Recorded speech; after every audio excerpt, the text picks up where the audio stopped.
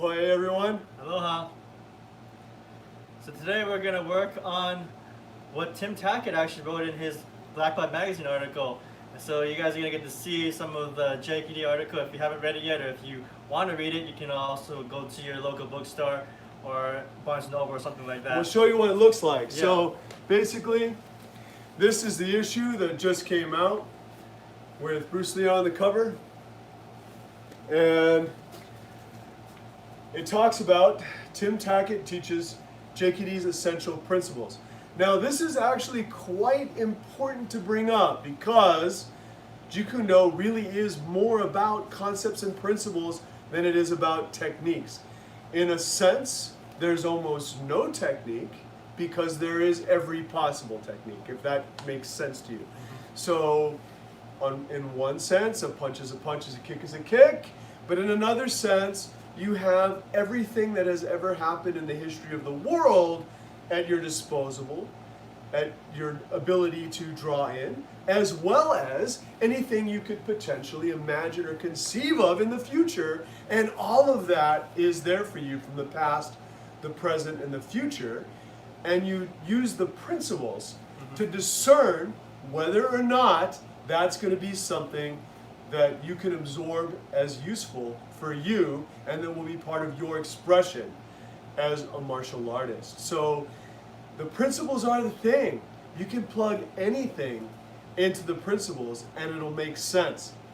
So basically, this is part 1 of 2 in an article series that he's doing on the principles of Jeet Kune Do. And you might also notice, by the way, that Sifu gave me one of his t-shirts so we can be matching for you. You also might notice my outfit, which I didn't fully put on yet so I could show off the t-shirt. But basically this is high gear from Coach Tony Blauer, and it's used to be able to do full contact training. And using progressive resistance and pressure testing what you train is super critical to having your martial arts be realistic and be applicable to the real world. And it's also something that on an innovative level was quite important in the early days of Jeet Kune Do, right? Because as Guru Danny Nasanto points out, they were the first to utilize sports equipment from other sports to enhance their martial arts training, such as boxing, focus mitts, hockey protective gear, baseball protective gear, like the catcher's outfit and everything, because then you can actually have that resistance. Now, historically, it goes back way further. When you think about the European fencing masters had protective gear that they would use to train their students. And so all of the students would be wearing white in the salle, in the fencing hall, right? And the master at arms, right, would be here with his sword, but he would be wearing a really thick protective jacket, similar to what medieval knights wore under their armor, under the mail, to help pad against blows and strikes and slashes to the body. They would wear an undergarment underneath the chainmail. Now that undergarment was then utilized for fencing coaches later so that they would have protection when they would feed their students different attacks, and the students were supposed to parry and riposte on the armor. Now that concept was very true in fencing, and as you know, Bruce Lee's brother was an expert fencer, and fencing became part of the influences that helped him to develop his martial art. You know, fencing, boxing, along with Wing Chun Kung Fu were all important influences for Bruce Lee. And knowing that, growing up, I pursued that. I went out and boxed. I went out and, you can tell I boxed from my nose. But I went out and boxed. I also did fencing, even though back in the day, maybe even still, it was kind of seen as dorky in high school, but I did it anyway because I wanted to learn how to fence. And then, of course, Wing Chun, very grateful to Sifu Robert Young and James Sweet. And then in Hong Kong, Wong Sheng Leong, Ip Chun and Ip Ching for sharing Wing Chun with me. So conceptually, that triad of martial arts was the base of the original Jun Fan, and then everything in the world that he could get his hands on became part of what became Jeet Kune Do and continues to evolve to be. Your Jeet Kune Do, our Jeet Kune Do. It's an individual expression. And part of that exploration was finding out different fighting measures, which is our first topic from the book, which each one had a specialty in each range. For instance, the Wing Chun range was very close range combat oriented, while even weapon range, like even the Kali Eskrimo or the fencing sword, was very long range, but utilizing some of those concepts from fencing to make a long weapon like the Byuji in Wing Chun, or also in JKD, where we extend a little further using the more fencing body posturing and extensions. So that's like our first actual. Yeah. So in the article, principle number 1 is the fighting measure. So now this is kind of important because most people, when they think of the fighting measure, actually go from far to close because it's comfortable, particularly if you've ever gone to a Jeet Kune Do seminar.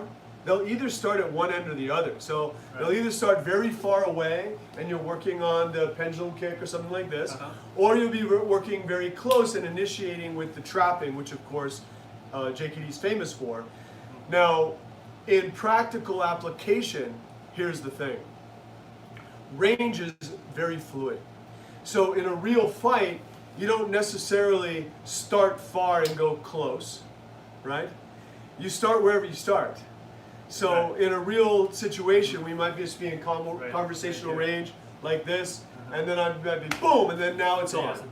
Right? Now it's on, and we're already here. It's not like I started way far out here and went, hey you, I'm gonna come in and move. And so now from super far away, he has the timing and measure to do a kick as I come in. Right? You see? So that would be great, and in a multiple attacker situation, that can certainly happen.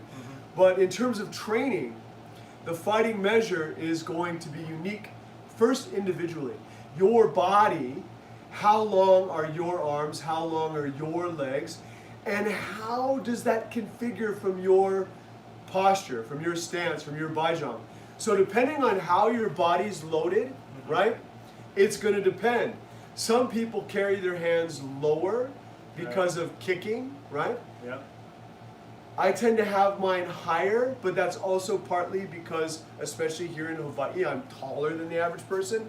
So it's more natural for me to go down to incoming pressure than it is for me to go up to incoming pressure. And so it's all relative. It might make more sense if Nate and I are facing each other, right? For him to be a little lower than me because he then can intercept underneath my guard, right? Conversely, if I know about this issue, it might make sense for me to stay high so that I can intercept and counterattack using gravity as my natural ski slope, right? My ski slope into his face, right? Or skateboard ramp into his face, or surfing wave into his face. Whatever you want to conceive, I'm going to use natural forces into his face, or whatever target we're going to be looking at. But so fighting measure is first relative to your body. I used to hang a piece of yarn off of the pull-up bar in my room as a kid, and I would practice being at distance and trying to use just the tip of my middle finger to pop the yarn and see what different changes in footwork I could use to get that little extra from the furthest possible away to be able to get the target, right? So fighting measure first is your body, knowing that how close is too close, how far is too far for you to be able to barely make contact. And then within range, meaning he has to determine, right, how far is far enough where he's safe. Because my arms are longer, so like fighting measure is going to be relative. If we're here, and I'm way out here at the edge of frame, and if he does not move, just with a change in posture, I can get him, right? If we're here, and I have that rear heel a little bit loaded, and my weight is balanced, as I shift forward driving off of that rear leg, the mere slightest pivot, and my view would already be able to intercept his eyes. I'm using his forehead for safety. Now, conversely, in this range, he will just barely miss because my arms are longer. if he uses the same extension I did without any foot drift, at full extension, go ahead, all I have to do is shift slightly and he'll miss. So he has to know this, because part of fighting measure means that for me, if I use a drift, I'll go through him, right? For him, he needs the drift just to hit the target. Yes, okay? So first you're working your technique with your fighting measure, then you're working your accuracy, right? And then you work your power and speed. So at this level right now, we're feeding each other a target, and then from here, I'm going to be just trying to touch a hot stove, right? And then he does the same thing to me, just trying to touch the hot stove. First, you're doing the slow, smooth, deliberate action using your economy of motion, your alignment into your target with your body lined up powerfully behind the tip of the spear, right? And your body is driving through. He'll do that so that you can see it from his point of view, right? So that's just working the technique. Then the accuracy, being able to deliver the technique functionally and go BAM! Right? And then he's going to do the same thing to you. Boom. Right? And that's going to be still working your fighting measure. Now, can you deliver that with power and speed? For that, we use the training tools that we were talking about. Feel free to add to that. I'll grab the mitts. And we're talking about the guard. Sometimes you might adjust within it. If you notice people are always hitting you high, maybe you need to bring your hands a little higher. If you see the kicks coming out of the lower body, then maybe that other stance is better with the hand lower. Other advantages as the attacker with the hand low, this can come out from underneath the eye range. So like the eye jab that we're just doing now is going to sneak up through the middle and even possibly block a hand as it's going up. As you see in like the form from Wing Chun, you're snapping upward with that BUJ so that you're redirecting the hand or the arm that's attacking you from underneath. If we were to show that from here, if he's doing, I guess, a left jab or right jab, it'd be like this, right? So I'm going through here, or even on the other side, which you see in Tim Tackett's illustration, is that he's popping from the outside but bringing his arm in through the middle and doing that BUJ. So if you want to see it in action, that's what it would look like, because right now it's a picture of that action, but that's kind of what's going on. That is what's going on, and then what is, there's a Hawaiian saying, right? Which is, see what is seen and see what is not seen, right? And so what do I see in terms of fighting measure with that specific example? So yes, I see what you just saw. If we're both in a right lead and he throws the jab and I come in and I hit the eye, right? That's at within range. Does that make sense? If I'm out of range and he throws that same jab, my view could actually be my initial intercept, because he's so far away that I know he's using the jab as a way to bait me, right? As an attack by draw to force my motion.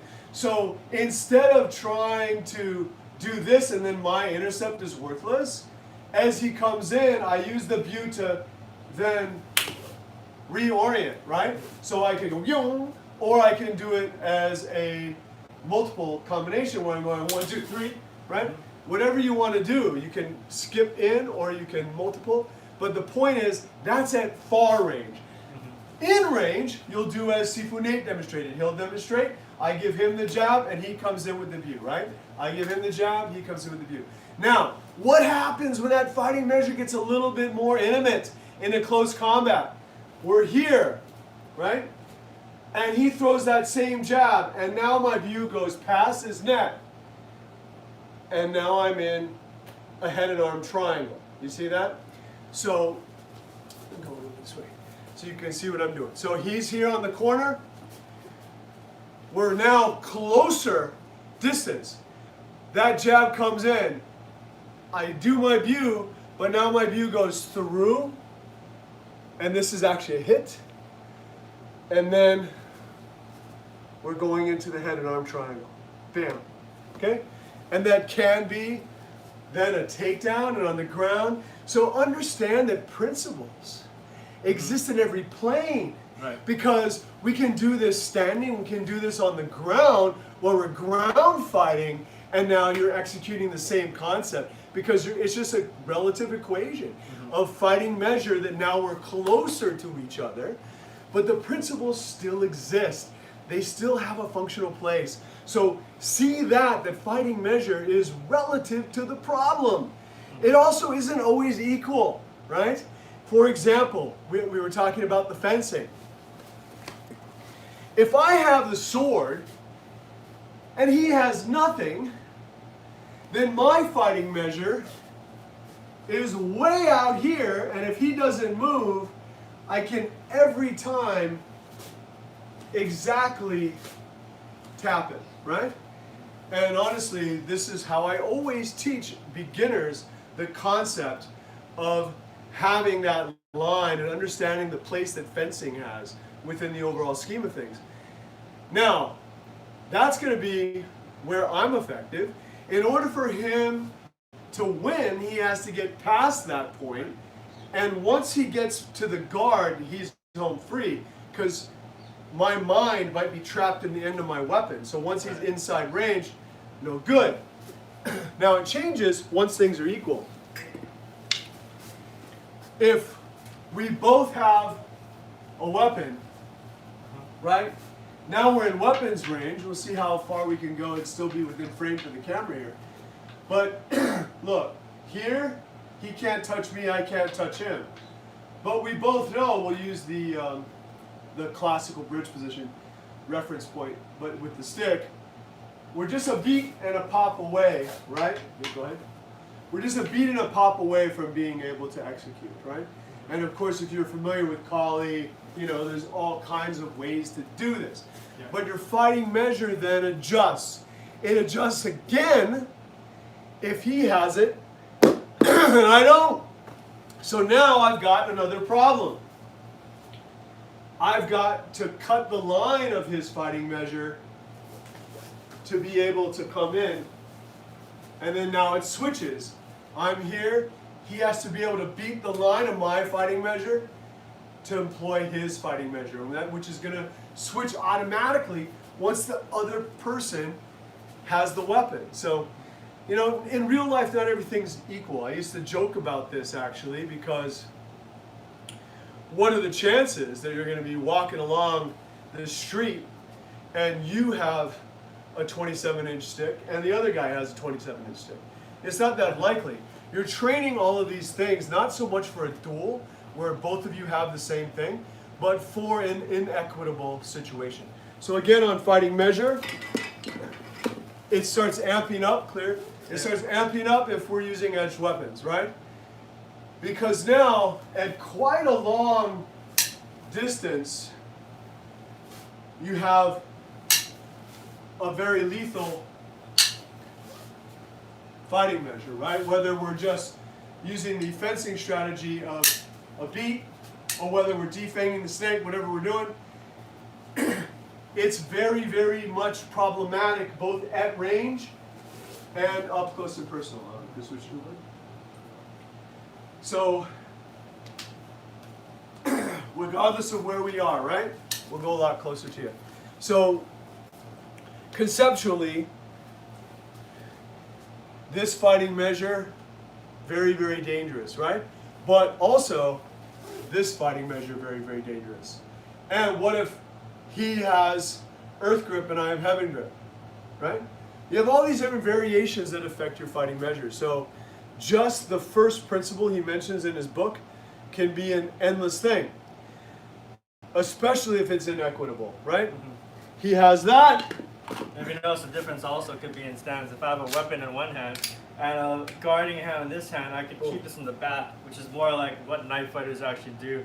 They use this hand and keep the weapon safe until they're ready to jab in there. Exactly, right? And, you know, because Guru kind of made this a famous equation, right? Firearm versus edged weapon, the fighting measure favors the firearm very, very far, right? And there's the Tooler drill where within 21 feet, if this is holstered and he has a blade, he could potentially stab you before you're able to get your weapon online. So fighting measure is a very relative thing, and just that one principle, just that first thing he mentions, gosh, that could cover you for years of really outstanding and fascinating training. So principle number one, fighting measure, don't take it for granted. In old school karate, it was called ma'ai. It was also called that in Japanese swordsmanship arts, where you're checking that distance and understanding where you're most effective and where your opponent is most effective, and how to make adjustments to have that equation be to your advantage. So number one is fighting measure. All right. So we'll put the weapons down and we'll get on to principle number two for you. Okay. Principle number two is economy of motion.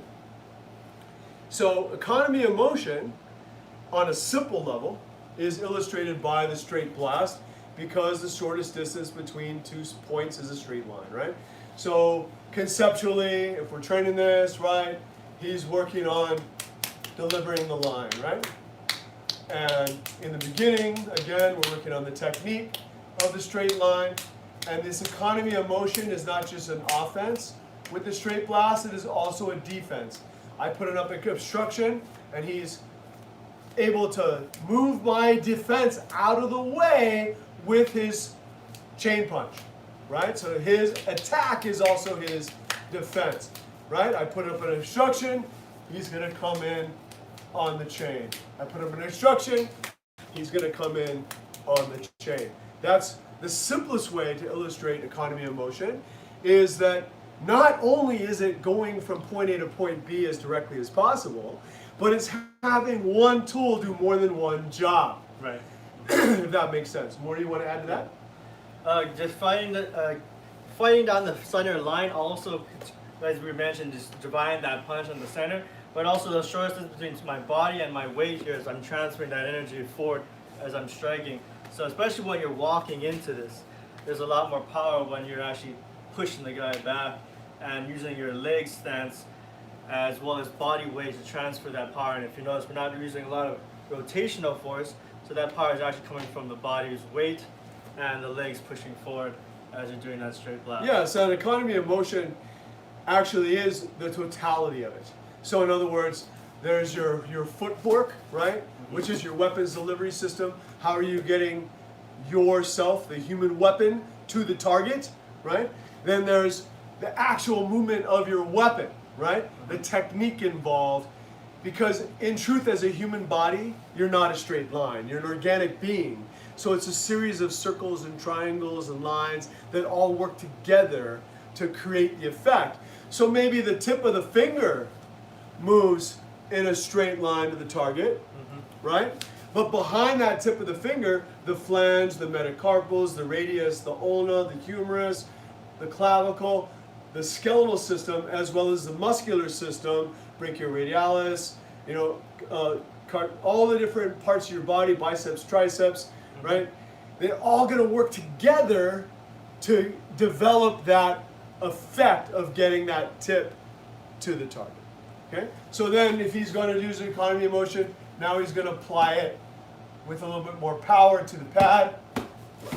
Okay? And then if I want to add fighting measure to this, go a little closer to them, he has to time it. Right now, if I come to him and he punches, he hits nothing.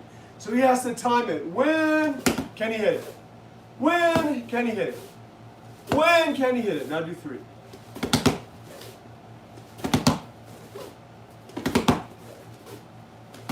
Now, as an ambush, right?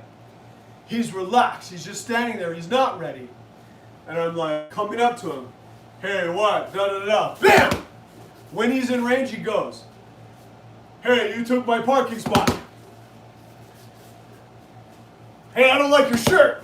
Just kidding. I love the shirt. Okay? Now in reverse, I'm stationary and he comes to me like a gunslinger. I'm stationary. When he's in range, he goes. He comes out. When he's in range, boom. So part of your economy of motion is being able to play with, is the bad guy coming to you? Are you coming to the bad guy? Are you coming together and clashing? Is it coming from zero where you weren't ready at all? Is it coming from a conversation that's going south so you're already actively engaged? You don't get surprised if you already practice all this stuff, right? So the more variety that you genuinely train in a foundationally functional way, following the principles, the better prepared you are to functionalize your tools, which is why we're only showing you one. On the first example with fighting measure, we were mainly just showing the entry of the view because that's what Sifu Tackett showed in his article. But we showed it at range, we showed it mid, and we showed it going into grappling, which is one of my specialties.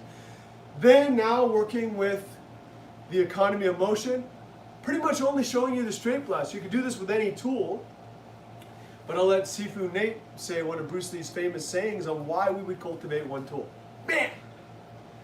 If you practice one kick 10,000 times versus practicing 10,000 different kicks once, that's the more fearful opponent than the one that practices 10,000 different kicks all over the place, right? So the exact quote would be, I fear the man who practices 10,000 kicks once rather than the man who practices 10,000 kicks once, right? Right. So in other words, it's better to know one thing extremely well and be able to apply it under all kinds of conditions than it is to be the guy that's Mr. Know-It-All that has 10,000 moves but can't do any of them under pressure for real, right? Which is going to drive us to Sifu Tackett's third principle. So remember, number one was fighting measure. Number two was economy of motion, right? And you're going to see how these platform on each other as we get to number three here, right? For all your benefit, there's the article. So, and it's train with emotional content. Oh my gosh. So you don't realize it, but I've already given you a preview of this when I was kind of hassling him a little bit. So it's important to do the emotional content in more than one way. What do I mean by that? As a coach, as a trainer, to develop Sifu Nate from who he was as a high school kid when I met him to who he is now, teaching professionally, I had to not only cultivate his ability to be technically sound in technique, or to communicate well, to be able to help you, right? But more than anything else, I had to develop the ability to really pull it off for real and be able to defend himself. So that's, one of the core reasons why people come to train, right? Health and fitness, maybe it's more fun than running, internal self-confidence, becoming a better person, all of those kinds of really important qualities through life, because I hope you don't get in lots of fights. And then third, because you want to be able to defend yourself. You want to be able to protect your family, right? Fourth, as a form of sport, right? So instead of tennis or racquetball or pickleball or whatever, you do this and you might even enjoy competing, right? So, which we've both done. And then finally, as a form of artistic expression, films, presentations, theater events, artistic exploration, right? So all of these are valid reasons to train, and truthfully, Bruce Lee did all of those, right? And then speaking of that, this comes from the Enter the Dragon quote when he's teaching, it's Lao's time, right? He's having tea, and his student comes in, and then he asks him to kick, right? And then he kicks, and he just does it kind of lazily like that. And he's like, what is this, an exhibition? If we need emotional content, right? So that's what we're talking about, emotional content. Then he goes a little bit to the extreme. So like just like a student would go into too much of an extreme, like partiality in the 3 stage of cultivation. He goes and he gets like a little bit angry and he goes, wow, and he tries to kick it. But then he's like, no. I said emotional content, not anger. Try again, with me. And then when he says with me, he means kind of this relationship that we already went through about fighting measure. So then he gets into that stance, and then right when it's time to move, he will, bam, and he kicks it, and that's what he's like, oh, that's it. And he almost got him there because he came out of that explosively of emotional content, where it was more a spontaneous action than like a predictable one, where both were very predictable. The exhibition one, where I'm just doing whatever. The one I'm like, I'm gonna hit you and boom, and then I'm going. Then it's all of those telegraphed. The other one was just like expressed through one fluid motion with the same intention of emotional connection there, but also with more conviction. So that conviction is really the key. Throwing your strikes out with conviction is a way of emotional kind of a translation of that. And truly you want to go beyond anger to a sense of determination and resolve. Yeah. Temerity, an iron will.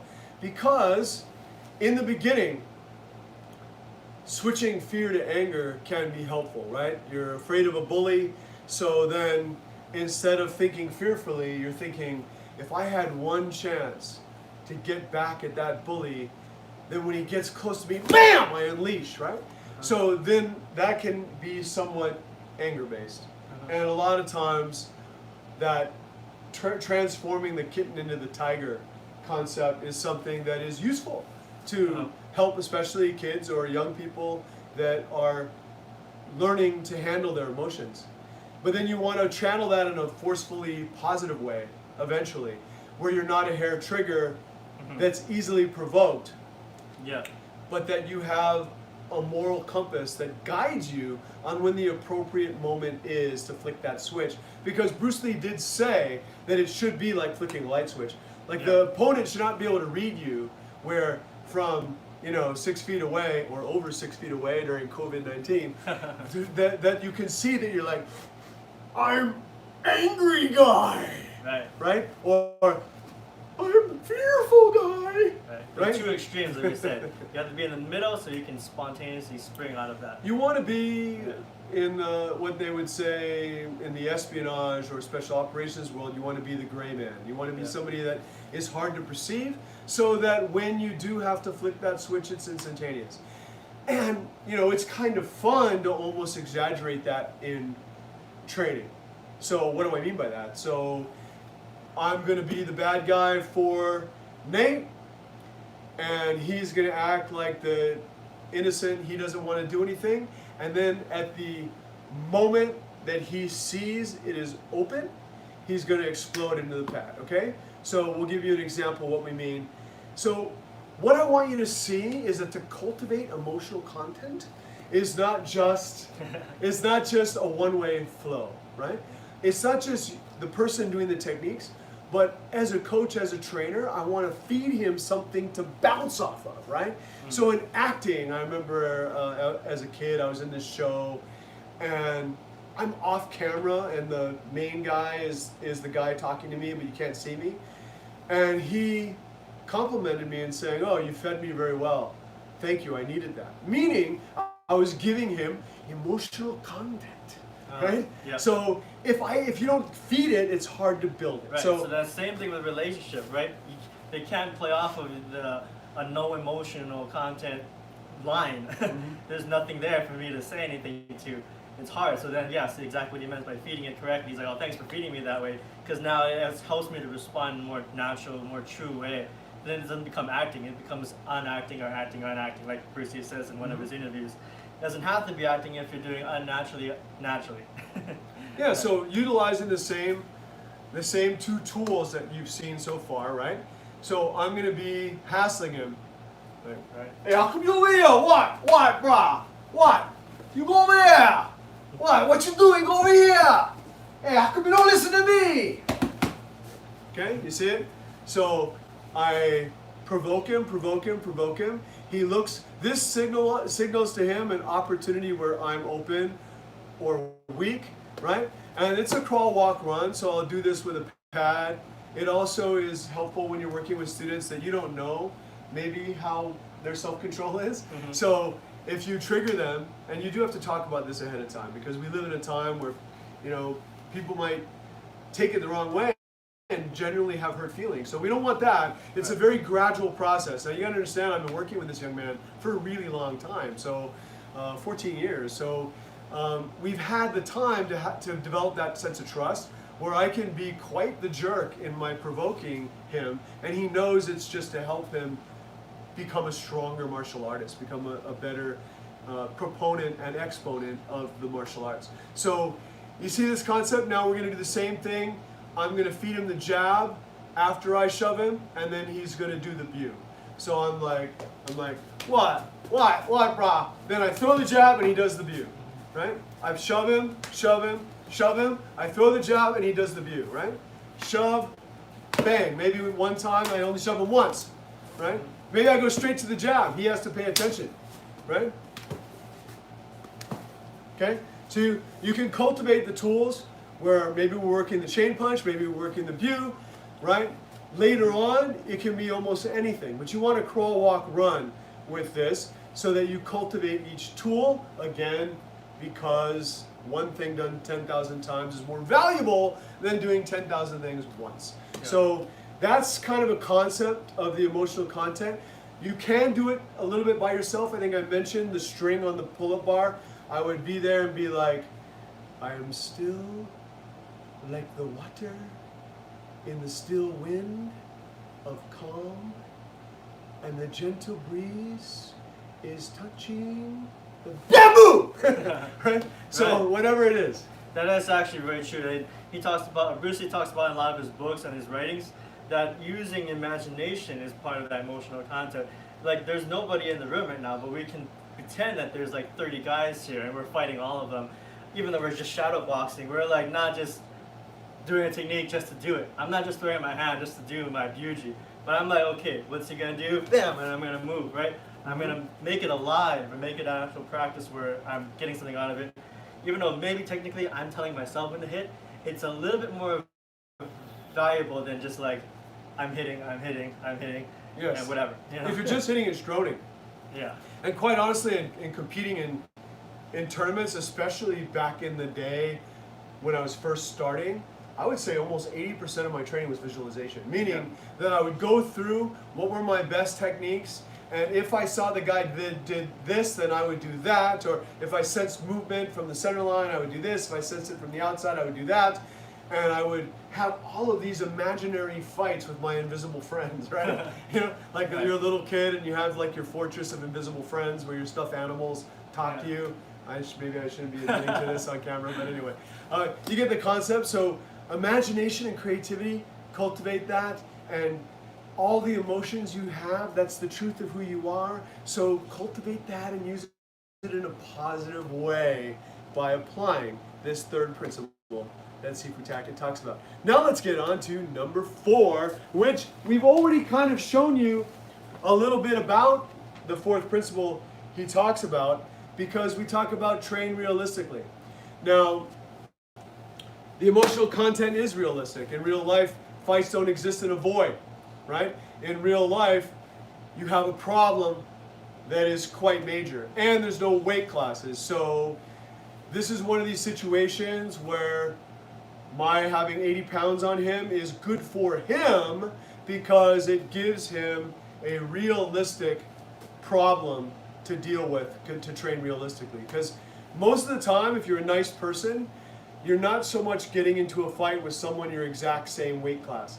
It's more likely that you have a problem with someone bigger, or more than one person, or someone who has a mental illness issue in which you don't know what size they're going to be or what gender they're going to be, or potentially someone with a weapon. So all this adversity is something that you have to grow to become comfortable with. It's a stress inoculation. And Sifu Tackett, one of his expressions is that JKD is a good BS detector, in the sense that if you don't know if it'll work until you pressure test it and you find out whether or not something will work under stress for you. Maybe not, maybe it might work for somebody else, but you don't know if it'll work for you until you test it and find out, right? And one of the core things is just not losing the beginning. So another thing that Bruce Lee determined was that the first person to land something effective usually ends up winning. So it might not always be the first thing that lands, that first thing isn't effective. So you don't just need to be efficient in terms of having efficiency of movement, but also effective in terms of landing something that causes a change to the combat, that changes the course of battle and the outcome of the war, if you will. So to do that, I'm going to put on some gear so that Nate can respond with force so that I can pressure test him a bit. Okay? First, I'm going to, before I put on the gear, because it's quite awkward, I will show the example that Sifu Tackett did in his article, where I'm defending a shoot from a wrestler. So Nate comes in to wrestle, boom, and I'm coming in and stuffing him here. Now in the example, he comes in from the stop and he attacks the eyes, right? You can do that way, or if I was on this side, right, I can stop the attack, get the underhook, and attack the eyes. One of the ones I teach is just going straight from that into a takedown. So he comes in, boom, and then counterattack from there. So, but anyway, he's going off of a realistic attack. Why is this important? Because in today's world, MMA has already been popular for almost 30 years, 27 years, since 1993 when the UFC came out. Mm-hmm. So even if your average bad guy hasn't trained, they do know some things, right? Right. So back in the day, maybe the ground wasn't as much of a problem, but now it's definitely a problem, right? So back in the day, that bad guy didn't usually do elbows and knees, now he might. So you're looking at dealing with common attacks. Someone grabbing you, someone throwing a sucker punch at you, someone trying to get a double leg on you. These are common attacks in real life, and they're not always covered in old school martial arts that were dealing with a much more formal self-defense situation. Mm-hmm. So this is a much more primal thing, right? And going back to emotional content, in order to train realistically, I have to put in that emotional content into the formula. Add to that while I put the gear on. Sure. Realistic training? This one. Yeah. No. Oh.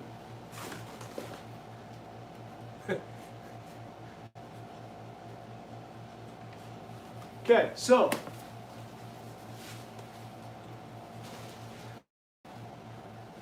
Well, in terms of the reality training, I guess with this one, we're going to be doing a simultaneous attack and a defense. So I'm going to defend whatever's going to happen to me, but I need to, like you said, make him worry about something else at the same time. I can't just be worrying about the defense part and trying to figure out how to get out. I want to make it suck immediately. So when I'm stopping a punch or stopping a low blow or a tackle, like he did to me, you notice he was being nice about it, but he was nailing me, or he could nail me harder, with forearm right to my neck or my shoulder here, at the same time as he did the throat, right? So it's going to be along those same lines that we're going to do some stress testing of, like, right? Like if you're, like Bruce Lee was saying, like, it's not going to be step 1, step 2, step 3, step 4 before I do a single thing. It's going to be one movement. In this one action, I should make it a bad time for the person, right? So if Hughes' example was like, why do I have to do step 1, step 2, step 3? I step on his foot, and he'll let go of you just grab my hand, right? So I'll give you a simple example. We're going to put the two things we did in the beginning together. So watch. I'm going to be hassling him, but he's not allowed to unleash or flick the switch until I throw the jab. So I'll do this in slow motion first so that all of you who are friends of his don't think that he's training under a sadist. But because this is a gradual crawl, walk, run process that's meant to cultivate him. And my best friend from high school, when we first got this, it made him think of being astronauts or, being Captain Kirk lost in space. I'm lost in space. So I always feel a little bit of laughter in regards to my friend from high school, who is also the one that I trained Coach Blauer's panic attack material with back in the day to up the realism in my training. So, it's very much something Bruce Lee worked on, and that Coach Blauer is one of the innovators that took that to a whole nother level. So I'm grateful to have gleaned from both of those threads of training in our training. So here's the thread that we're going to execute. I shove him and hassle him. Hey, how come you over here, brah? What? You looking at me? What? How come you looking at me, brah? Oh, you're not looking at me, you're looking at my girlfriend. Oh no, you are looking at me. What's up with that, brah? Okay, so I'm hassling him. Then in the moment I actually throw the jab, he can do the view to the neck area because I'm wearing gear. So I throw the jab, he does the view. And then now my center line is open as my hands come up to protect my neck, and he does a center line blast, okay? So this way he executes both of the primary two techniques that we showed you in the first two examples. Does this make sense? All right, so here we go. We'll do 3 or 4 of them. What? What? How come you don't want a haircut?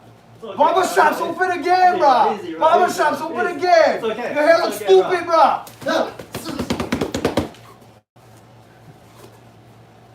What? How come your shirt's so loose? It's okay, man. You trying to hide tattoos? No tattoos, no, bro. you're What's cool, up with you're cool, tattoos, you're bro? cool. Hey. It's okay. Why are you looking at my feet? No, that You wasn't took me. my That wasn't me. shoes. It's the guy My over shoes there. are missing. It's the guy over there. My shoes No, are no. missing. Okay, so you get an idea? So that concept is to help you understand that we're giving a realistic example of someone that's bothering you for like no reason, and you have to deal with that, right? You have to deal with their emotional content that might be irrational and might be misplaced, and you might be completely innocent, and the thing is, the bad guy doesn't care, right? The bad guy doesn't care, and so you have to know that. Because if you're a nice person, all too often, you'll be frozen with indignance and misunderstanding. You'll be like, why are they bothering me? I didn't do anything to them. Why are they hassling me? And that thinking process is forced processing that could make you lose the fight. So all that coming at you, it's like hail. I don't know if anyone's ever driven in hail, but I remember I drove cross country with my buddy, and we were on this mountain pass. It was like death defying, and the hail was coming at the windscreen, and it looked like in Star Trek or Star Wars when you go into hyperdrive. I mean, it was so crazy. And with that coming at me, I had to literally feel through my butt, legs, and feet. I had to feel the grooves in the road where other vehicles had made it through the snow and ice. Because I'm at the edge of a mountain pass and I can't see the drop, right? And if you make a mistake, it's over. And I was in a little sports car. I wasn't in a 4-wheel drive. Very spooky, but I remember this training helping me, that I had to stay in the eye of the storm in that. It's the same feeling. I don't know if anyone else has surfed, but in the tube of a wave, you have to fully be there because all that power is going on around you, and you're in that little pocket, but it's a fragile space. It's a fragile space that you have to find that awareness, balance, and control, that ABC, to stay in that very fragile pocket. So there's this little space that has to be cultivated in dealing with the OODA loop of fear, right? And it's a progressive thing. Can't really do it all in one little live 1-hour video for you, but the concept is important to see how vital it is to train realistically against an opponent that really could hurt you, right? And normally I do this progressively, where first I would start out with like a big boxing glove and I'd really punch him in the face. Not enough to injure him, but enough to like make him actually respect the problem, right? Mm-hmm. Right now I'm kind of pulling it because we're doing this on video, and I don't want any accidents, and at this point also he's trained quite a long time, so I'm not as worried about him getting hit. But in the beginning, you will hit the person. So I also won't aim at their nose. I'll aim on purpose somewhere that's not going to cause injury. And then as they get better, they stop being afraid of that shot. They start realizing it's not so bad. It's like when I taught swimming, I've mentioned this in previous videos, little kids sometimes are afraid of the water, so you get a sponge on the edge of the pool and you dip the sponge and you spoosh it over your head, and they laugh, and you let them do it, and gradually they feel comfortable with the idea of their head being underwater, and then it becomes fun. What's scary becomes fun. In martial arts, that's important. What was once scary then becomes fun. And then when it's fun, it becomes something you love to do and train in and explore in. Mm-hmm. Right, yeah, exactly. So even at the gym, we do use gear, and especially maybe I have more gear than some of the students do. So I'll wear the protective gear because they're usually going to go a little harder on me, and I want them to hit me just like when we said it before with the fencing gear, that you want the person to practice actually striking. So I'll wear the gear like the helmet with the shield mask, and like they might be wearing gloves at least. So I hope that they at least get gloves. Usually I want them to at least get the gloves so that they don't hurt their hands on my face shield and all that. But yeah, using the gear is useful for that reality base, because after they train the first few levels of understanding footwork, like we talked about, there's like the 3 triangles in the article from Chris Kent. We're getting that on number 5. Yeah, getting that on number 5. So it's coming in soon. So, but basically, you saw us do stance, footwork, understanding distances, relationships from different weapon systems and different ranges of different weapons of your own body. And when they get that and they get a little bit more and more and more and more stress testing, then you want to do more of this reality-based stuff after they've trained it. Like you can't go straight into reality right from the beginning sometimes if they don't even know what they have to do, right? So there's a progressive state of like crawl, walk, run, right? Yeah, absolutely. And there's also an extra level of safety important now because of the global pandemic. You don't want someone scratching and causing an open cut. And that can easily happen when you're going bare knuckles against face shields. So all these little steps allow you to up the level of your pressure testing to make it safer, right? That's why you're gonna, even with the edge weapon stuff, we have the rubber trainers and then the aluminum trainers. You work your way up so that you're starting out with safety, but then you also have to respect the tool. So once the skill base is there, you go to a little bit more difficult progressive level of resistance so that your problem is greater, right? So in the beginning I'd be using maybe a kick shield, but then in this case I'm dealing with the real fighting measure when I'm wearing the armor rather than an artificial fighting measure of the face shield. And then I can add emotional content because I'm right in here in his face, which might be more difficult with the kick shield. Yeah. So all of these principles work together. And he's going to grab the article, and we're going to go into the 5th one now, which right here is follow a realistic training progression, which is exactly what we were just describing. So he referenced the triangle. Our friend Sifu Christopher Kent talks about this in terms of a progression as a triangle. So my own way of explaining this, and each of you should develop your own way because it needs to become yours, right? So there's like whatever it is, and then you train it, and then you have to make it your own. So with the training progression triangle, I think of it as the first part is your weapons delivery system. What's your posture like, right? Whether you're going lead hand high or lead hand low, how's your baizhang, how's your balance, how's your ability to move in different directions, right? That's your weapons delivery system. So no matter what tool you're executing, you have to have the weapons delivery system. Right. Then there's cultivating the tool. So we just showed you this. Use the pad again. We just showed you this if we use something simple. So he has to use the weapons delivery system of the footwork to then cultivate the tool, which if we use the 2 examples we had, could be the view or the straight blast, right? Those were the 2 tools we mainly talked about today in reference to the article. And then third, application of the tool. So you can use the tool in offense and defense against different types of energies, against more than one attacker, against close range situation, far range situation, all these kinds of things. So really you can use that triangle of your weapons delivery system, your posture, your stance, your footwork, your breathing, all of that kind of foundational stuff. The particular tool you're cultivating, let's say the straight blast or the view, right? And then the ability to apply that tool in different conditions and under stress, which actually is what we were just showing in terms of training realistically. So to sum that up real briefly, right?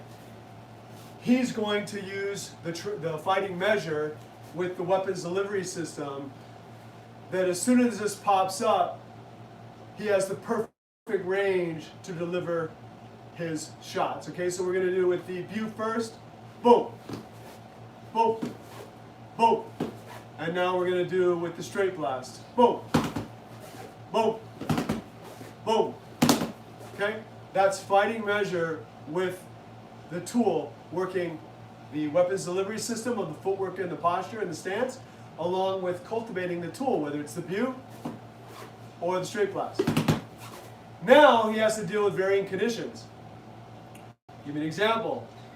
I stuff him and throw the jab, so he has to do the view under stress. Right? Okay? Or I do the same thing, but instead of blocking in any way, his block is his chain punch.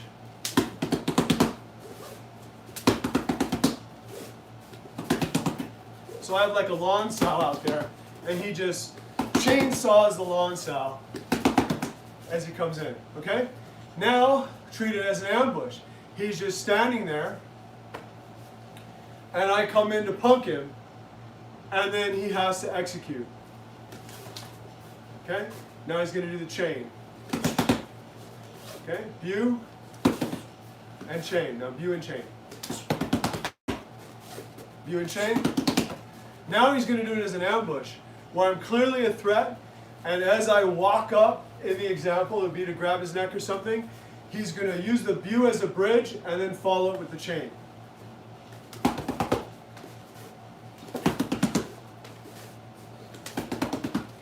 Now he comes to me. He's doing a preemptive attack. I just said, I'm going to attack your wife. I don't know why I do that, but I'm going to attack your wife. And so he gets in front of his wife, and as I come back as the big scary bad guy, he's going to attack me using the view as a bridge and then follow it up with chain punch. Ah! Ah! Ah! Okay? So, cultivating it, right? With the triangle of working your footwork, your posture, your stance, your breathing, your weapons delivery system, cultivating your tool, be it the view or the chain punch or whatever tool you want to cultivate, right? And then applying it under different conditions, offense, defense, initial movement, reactive movement, under pressure, multiple attackers, whatever you want to add to that. It's all about finding creative ways to cultivate your entire system and work your toolbox in a productive way. Right. So yeah, it's all those three progressions that we just talked about, putting it all together finally and make a sensible plan for yourself or your student or whoever you're trying to train, or if you're training yourself, work on that tool, develop it. Then, as we're doing just now, feeling it from my side of it, I have to be really reactive of when that opportunity comes in, right? Yeah. I don't know when it's going to happen, but I trained it enough times to hopefully know I can use it within a split second. So he's going to train almost a broken rhythm with me, and then pop jack-in-the-box moment, as we call it, like he likes to say, jack-in-the-box moment, where it could happen at any moment. It's just going to pop up there, and then you got to be able to move right away. And so I got to view that hand right away, then I'll just come in straight blasting, and that has to be almost automatic. And by doing that, I also have to keep myself calm in a sense of okay, don't react to it until that stimulus is there. By keeping myself in that state of awakened or awareness that I'm ready for whatever might happen. Even when he was pushing me around, I'm getting all these different pushes. Sometimes I might think that's an attack, but I'm not going to react until I see an actual punch. That one was actually a little harder, the one with the gear and everything, because he's pushing me around hey, blah, blah, blah, and I'm okay, just hey, calm down, and I just keep my hands up in the air, just ready in case something happens, but nothing lethal or nothing damaging is happening yet. But once that hand's coming, boom, I gotta be able to move and get out of the way and just start blasting so I can push him away or kick him away. And then we're going. Sometimes I felt like blasting and front kicking and then getting away, but then now it's not part of the things we did today. But just know that you could space. Yeah. I mean, it could be. I mean, we even discussed that you could use the stop kick, the pendulum kick, all these other different possible techniques. But the thing is, we're trying to also stay within the allotted time frame, and we have another class to get to. I don't know what the time is right now. Soon. But we wanted to be able to communicate in our own expression what we got out of Sifu Tim Tackett's article, and also to be able to encourage you to do the same, to utilize any tool that's being offered to you, such as someone like him being willing to share their knowledge in such a way. And don't just go, oh, that was nice, but Yeah. actually take it in, cultivate it, and train it. Because to me, there's no greater compliment that you can give an author or a teacher than to do more than read what they wrote. Right. So thank you, Seafood Tacket, for today's lesson and having us train together. That we were able to like actually put together what you were talking about, and it was really actually fun for both of us, I think, to put that together. And for the viewers all over YouTube right now that are getting to help from that insight that you gave into your article as well. Yeah. So for Seafood Tacket, we'll do the traditional version of the bow. Thank you. Aloha. Mahalo nui loa. All right. So we'll see you guys on next time on YouTube. If you guys have any questions, I don't know if there's a bunch of it in the comments. We can just skim it through real quick. But definitely, please send them into the comments afterward, because I'm gonna post this right now, and it should be. Any super chat thank yous we have to No offer? super chats today, but if you guys are still willing to do a super chat for us, that's something you can do on the bottom where it has a little dollar sign. We appreciate it if you can. Anything is okay from whatever donations you can give. But we're gonna head off to our lesson now in Kailua. So thanks again for all joining us today. I hope you guys learned a lot. Aloha! Aloha!